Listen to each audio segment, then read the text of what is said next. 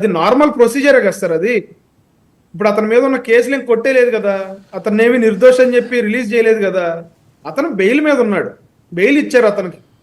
జగన్మోహన్ రెడ్డి గారికి ఎలా అయితే 10 ఏళ్ల నుంచి బెయిల్ మీద తిరుగుతా ఉన్నారు జగన్మోహన్ రెడ్డి గారు, ఆయనకు కూడా పోసాని గారికి కూడా ఆయన మీద ఉన్న కేసుల మీద బెయిల్ ఇచ్చారు.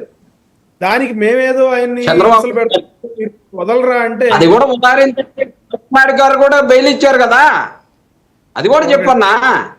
ఎవరికి అర్థం కాల. మీరు మధ్యలో వినపడదు. మీరు మధ్యలో డిస్టర్బ్ చేస్తే, ఓవర్లాప్ చేస్తే వినపడదు. మీరు రాసుకోండి, తర్వాత చెప్దురు కానీ, మీ టర్న్ వచ్చినప్పుడు చెప్దురు కానీ మళ్ళీ నేను దానికి మాట్లాడతాను. మీరు మధ్యలో మాట్లాడితే నాకు వినపడదు.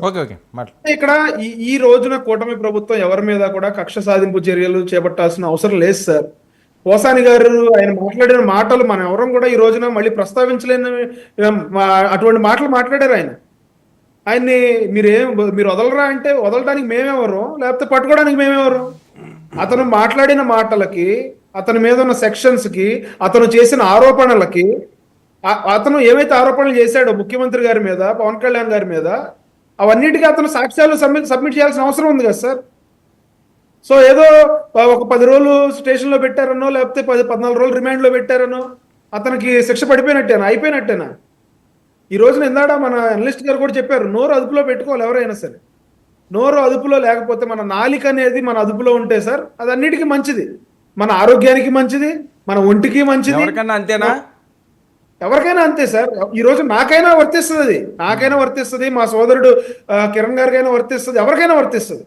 మనం నోరు ఉంది కదా అని చెప్పి ఇష్టం వచ్చినట్టు మాట్లాడితే చట్టాలు ఊరుకోవు. ఈ రోజున మనం తప్పించుకోవచ్చు కాక 5 సంవత్సరాల తర్వాత మళ్ళీ ఇందాక కార్తీక్ చెప్పిన అంశం ఏంటంటే, అక్కడ నాగబాబు గారు కూడా కొద్దిగా టంగ్ స్లిప్ అయింది.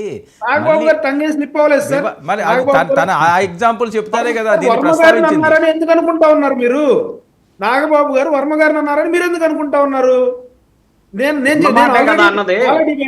నేను మీకు క్లారిఫై చేశాను. ఆ రోజున నాగబాబు గారు చెప్పిన విషయం ఏంటంటే, మళ్ళీ చెప్తా ఉన్నాను నేను, మేము పిఠాపురం పనిచేయడానికి వెళ్ళాము, మేము అక్కడికి వెళ్ళి మేమేదో ఎరగదీసేసాము అని అనుకోవడానికి లేదు. మేము వెళ్ళేటప్పటికే ప్రజలు ఆల్రెడీ డిసైడ్ అయిపోయి ఉన్నారు. పిఠాపురం ప్రజలు పవన్ కళ్యాణ్ గారిని ఎప్పుడైతే అభ్యర్థిగా ప్రకటించారో అప్పుడే పిఠాపురం ప్రజలు పవన్ కళ్యాణ్ గారిని గెలిపించుకోవాలని చెప్పి డిసైడ్ అయ్యారు. అక్కడ ఏంటి సార్ ఇంత క్లియర్ గా చెప్పారు ఆ సభలో?